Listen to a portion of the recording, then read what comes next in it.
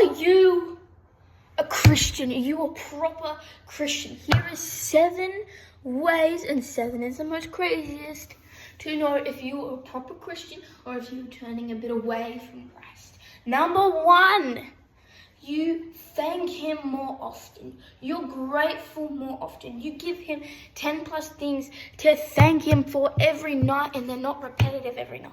They're different every night. 10 things that he has done for you today. He's woken you up. He's counted your breath. He's made you speak. That's 3. He's let you breathe. He's done all of that things. Even if you're having difficulty breathing, you're still alive. You're still breathing. He has given you that. So thank him. Number 2, you appreciate his gifts more. You go outside and the sky's bluer. The grass is greener. You look around and you're like, wow, you created all this. And you're grateful inside of your heart for all that he's created. That's number 2. Number 3, you're becoming nicer to people. You're understanding that you should treat people as if they were Jesus, because they are Jesus. Jesus is in everybody. If you see someone walking on the side of the road and they look a bit, droopy and sad, say hello, give them a smile. Say, how you doing? Are you okay? Because if Jesus was like that, if Jesus was walking like this, you'd be like, Jesus, are you okay? Do you need help? Why aren't we doing that with people? Why aren't we doing that with strangers? Because they aren't strangers to Jesus. Why are we letting the homeless, why are we just walking past the homeless? Give them $1, $2, $5, whatever you can to contribute to them. Because if that was Jesus, you'd be like, Jesus, I'm empty in my pockets. Have all you want so I can get into heaven. No.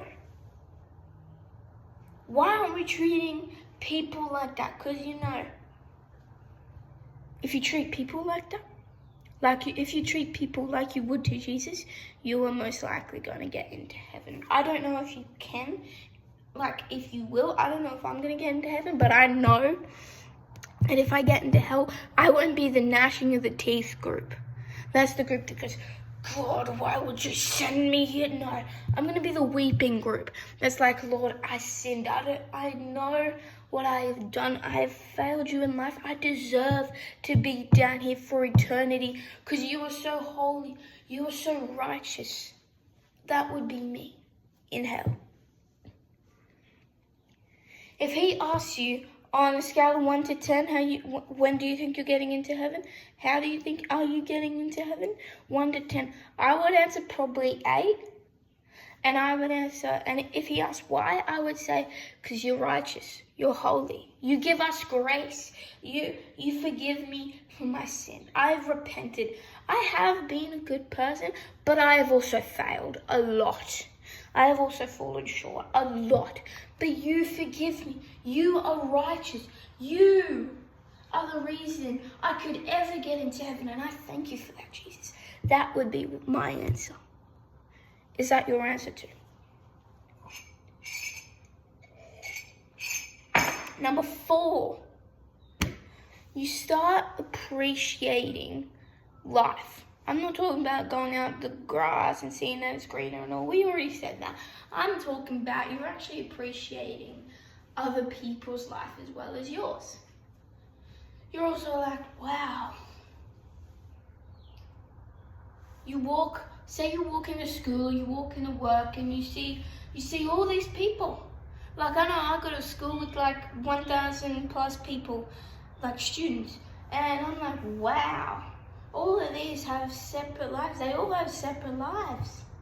That is crazy. And then I'm looking around, and there's a big crowd over here, and there's crowds with friend groups.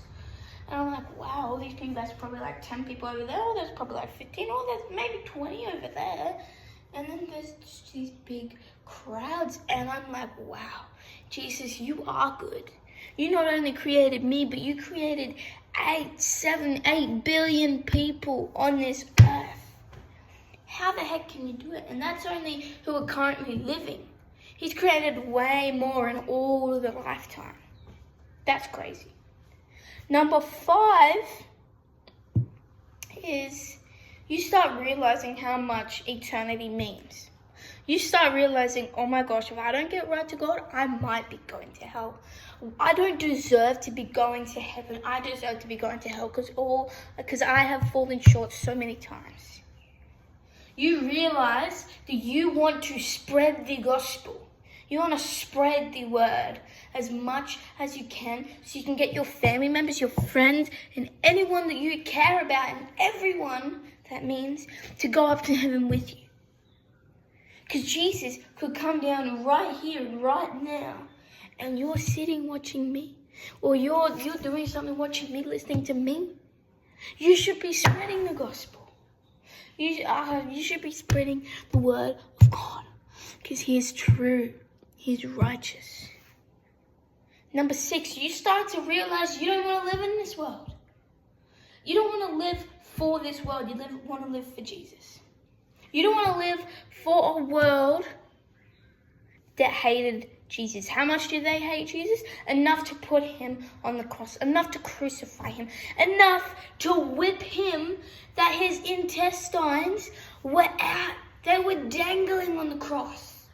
They were out of His body. He couldn't have looked like a human. He didn't look like a human. He didn't look like any man, any human, any person.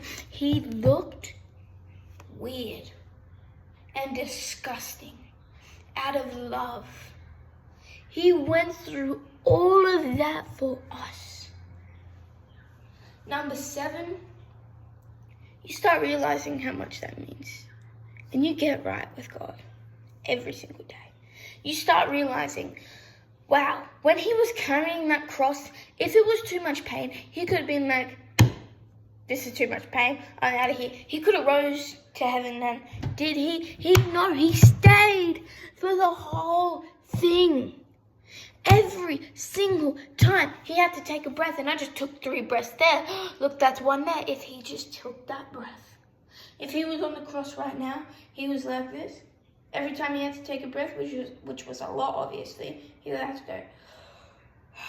He would have to risen up and down every time He wanted to breath. And that's a lot of breaths. That's like... And every time He did that, splinters would drag up His back and hurt Him even more because He was on wood. Splintered wood. Not soft, smooth wood. Splintered, rough wood. To think that I did that to Him, to think that my sin did that to Him, to think that my people did that to Him. I don't want to live in this world. I don't want to live with those people. I want to live with Him. Because He rose from the dead. He loves you so much. I mean, I love you too, but He loves you so much more. Get with Him. Peace. God bless.